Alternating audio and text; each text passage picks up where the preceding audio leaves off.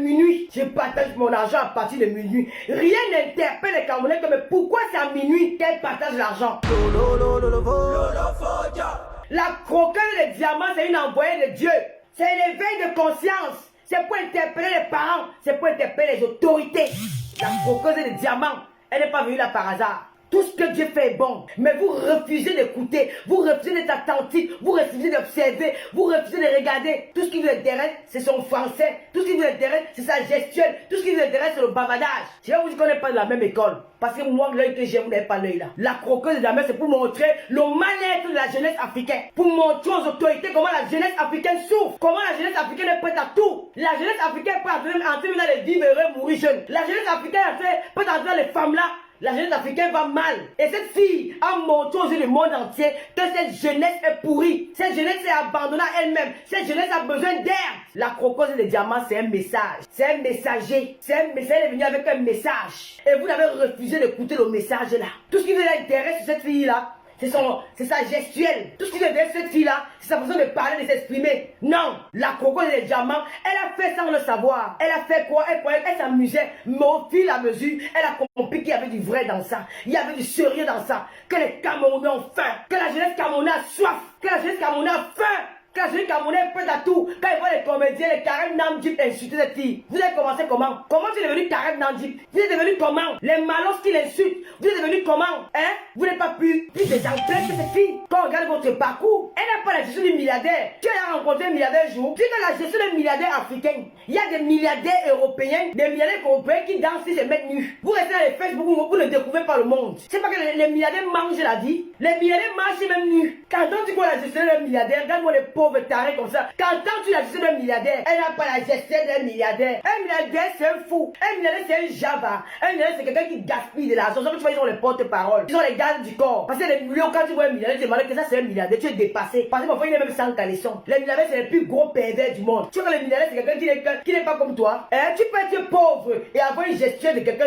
Ça dépend de ton éducation. Ça dépend de la façon que tu es. Donc, à un moment donné, arrêtez. C'est pas vous dire que cette fille-là, elle est venue avec un message. La croqueuse de diamant est venue, elle apporte un message. Elle interpelle les autorités camerounaises. Je vais développer pourquoi elle dit ça. Voilà une jeune dame qui arrive de nulle part. Elle se parvient avec les liasses d'argent un peu partout dans les réseaux sociaux. Elle commence à partager de l'argent aux gens. C'est tout le monde qui l'interpelle. Elle dit à partir de minuit, je partage mon argent à partir de minuit. Rien n'interpelle les Camerounais comme pourquoi c'est à minuit qu'elle partage l'argent. Elle peut partager l'argent en journée. Pourquoi elle attend minuit pour partager son argent? Parce qu'elle est venue dans les réseaux sociaux. Elle a cherché un moyen d'entrer dans les réseaux sociaux. Bonsoir Wakatelo. Elle a cherché un moyen d'entrer dans les réseaux sociaux. Et qu'est-ce qu'il faut faire pour entrer dans les réseaux sociaux? Il faut se trouver une issue. Il faut chercher quelque chose autre que les autres n'ont pas apporté. Parce que la plupart sont entrés là-bas parce qu'elles ont eu affaire avec une personnalité.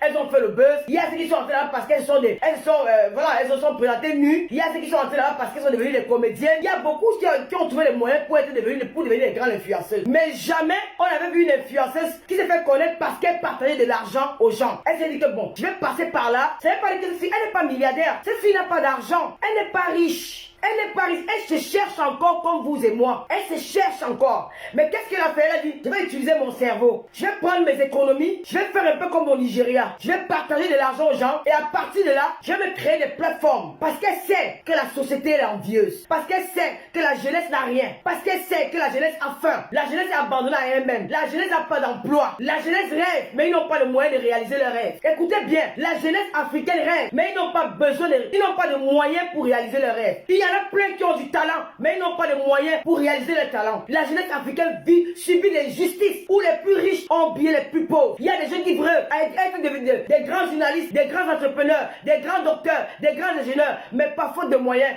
ils ne vont pas à l'école. Elle se dit qu'avec ces moyens, je peux avoir une majorité parce que ce sont les jeunes qui ont envoyé les réseaux sociaux. Je peux me faire mon monde, je peux me faire ma communauté, je vais leur attirer avec de l'argent. Et c'est comme ça qu'elle se lance dans le truc. Elle commence à partager de l'argent. Parce que quand tu vois cette fille, elle n'a rien. Parce que même quand on dit que tu es riche et que tu es simple, même dans cette simplicité-là, il y a quand même quelque chose qui peut interpeller ton regard. Même j'ai l'habitude de voir rencontrer des personnes riches, j'ai l'habitude de rencontrer des bourgeois. Même s'il est simple comment, il y aura quelque chose en lui quand tu vas dire que cette personne, s'il a de l'argent. Si tu le vois pas, il sera peut-être habillé avec un pantalon de 2 euros, une chemise de 3 euros, mais il aura une montre de 50 000 euros. Il va peut-être être habillé avec un pantalon qui n'a pas de sang, mais il aura une tennis au moins de 400 euros. Il y aura quelque chose, ou son parfum, il y aura quelque chose qui va va te dire que non. Même sa gestuelle, même sa façon de faire, va te dire que non, ce monsieur-ci, il n'est pas du même monde que nous. Il y a quelque chose qui m'interpelle. Mais quand tu vois cette jeune dame-là, elle a quoi qui peut vous interpeller quand on parle de quelqu'un qui a l'argent? Même celui qui a l'argent, il va avoir des belles maisons. Elle n'a pas de belles maisons, elle n'a pas de belles chaussures, elle n'a pas de jolis vêtements, elle n'a rien qui attire, même une belle perruque. Même quand tu es pauvre, même quand tu dis que tu es riche et que tu es pauvre, tu peux quand même arranger tes cheveux quand tu prends une chaîne de télévision. Mais elle était là comme une jeune fille que je vois tous les jours. Elle n'était pas différente de ma petite nièce que j'ai laissée au Cameroun. Elle n'était pas différente d'une petite fille que je vois dans les cités. Donc ça veut dire que c'est une petite fille qui se cherche, mais elle a utilisé son cerveau. Peut-être elle était entourée par des personnes qui l'ont conseillé de faire ça. Parce que la jeunesse va mal. La jeunesse rêve. La jeunesse a faim. La jeunesse manque de travail. La jeunesse a besoin d'argent. Les jeunes, il y a des jeunes qui sont devenus des braqueurs, des voleurs, des prostituées parce qu'ils n'ont pas de choix. Et ils se à plusieurs pratiques parce qu'ils veulent s'en sortir. Il y a des jeunes qui sont devenus les homosexuels. Pas peut-être parce qu'ils sont nés homosexuels. Parce que la vie les a obligés à devenir homosexuels. Alors on voit une jeune dame qui vient, elle commence à partager de l'argent. Elle aura du monde autour d'elle. Même si elle avait le mal, c'est pour interpeller aux parents que vivre et mourir jeune. Si ça existe, il y aura beaucoup de gens qu'on va embaucher. Si on installe le femmelin, on installe le femmelin au Cameroun, il y aura beaucoup de gens qui vont aller s'inscrire dans le femmelin pour tuer pour avoir de l'argent.